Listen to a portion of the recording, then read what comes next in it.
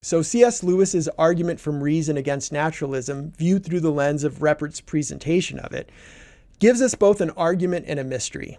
And we see that Jesus' parables often had two roles, as an argument against the thinking of Pharisees and Sadducees, and as a mystery to be meditated upon and revealed by those with ears to hear. The argument from reason presents both. It's an argument against crass, flatland materialism and an invitation into a deep mystery. Written in historical records, documented in Tacitus and Josephus. For those who don't believe us, check the marks of architecture written on a fetus. Neural nets and error correcting codes complete us. Chaos theory. Reality. Consider two symbols, an alpha and an omega. So the alpha, if I examine the molecules of the ink that wrote that symbol, I'm not going to get any closer to understanding its meaning. That's the wrong level of analysis. Reductionism stops working at the level of symbols because symbols are an act of agent intention. But we could make progress, perhaps. We can note the shape of the A and learn it was originally written as an upside-down A, in other words, in the shape of an ox. And this is in Proto-Canaanite, Proto-Hebrew, Proto-Phoenician. Its shape was chosen to match the sound of the word for ox in Egyptian. So we can move from the shape to a name, which ends up being lateral progress at best, getting us to the name of a physical object.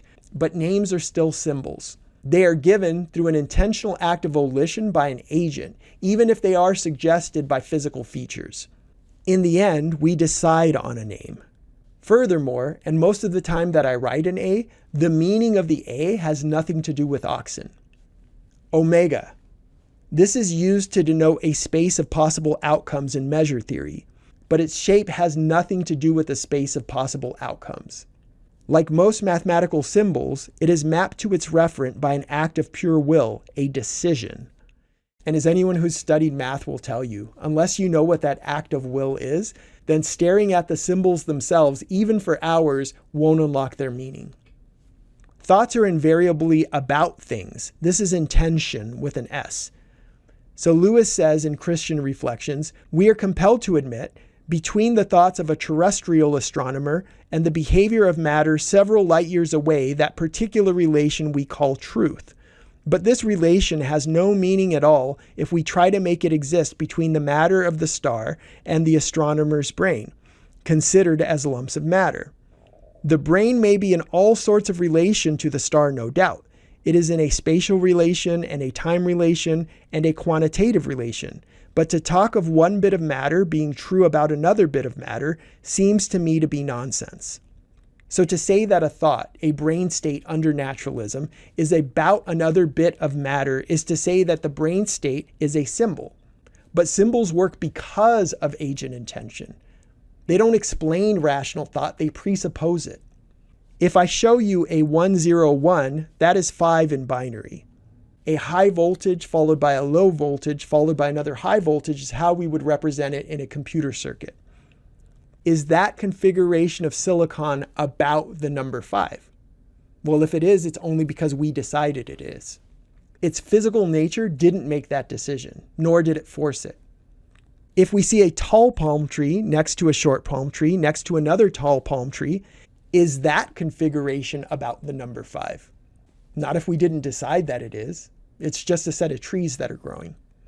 But looking at the physical configurations themselves won't necessarily tell you which is the case, whether it is a symbol or a non-symbol.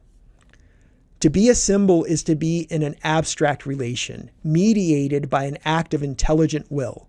How abstract relations can bring about physical consequences is our second mystery. The laws of logic are not physical objects. They supersede physical things, since they are true in all possible worlds, not just our physical one. Yet they cause us to act through rational inference, making physical changes in our world.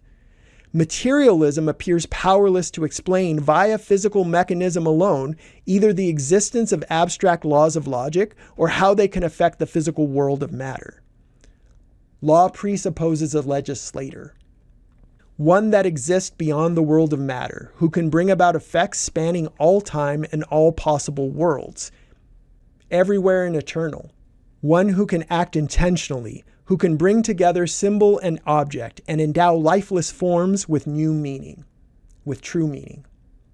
I know of one such possible candidate. Theos theory.